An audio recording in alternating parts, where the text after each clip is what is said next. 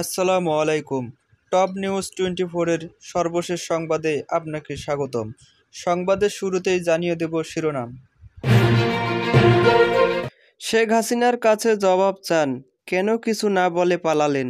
এতক্ষণ শুনলেন সংবাদ শিরোনাম।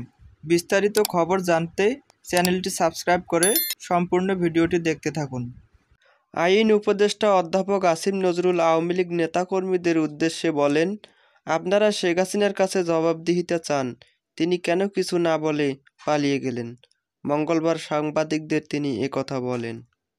আইন উপদেষ্টা বলেন, পতনের 2-3 দিন আগে নিজের পরিবার আত্মীয় স্বজনদের পাঠিয়ে দিয়ে শেখ হাসিনা পালিয়ে গেলেন, আর এখন দেশকে অস্থিতিশীল করতে ফোনালাপ ফাঁস করে নেতাকর্মীদের উস্কানি দেওয়া হচ্ছে।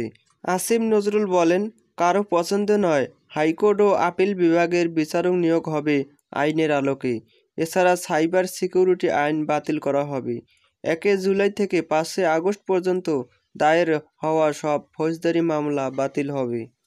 তিনি বলেন, কাজ নিয়ে সন্তুষ্টি না, তবে চেষ্টা করে যাচ্ছি।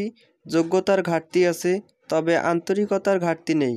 ভুল করতে পারি, যোগ্যতা কম থাকতে পারে, কিন্তু কোনো অন্যায় করিনি। দিনে 12 ঘন্টা কাজ করেছি।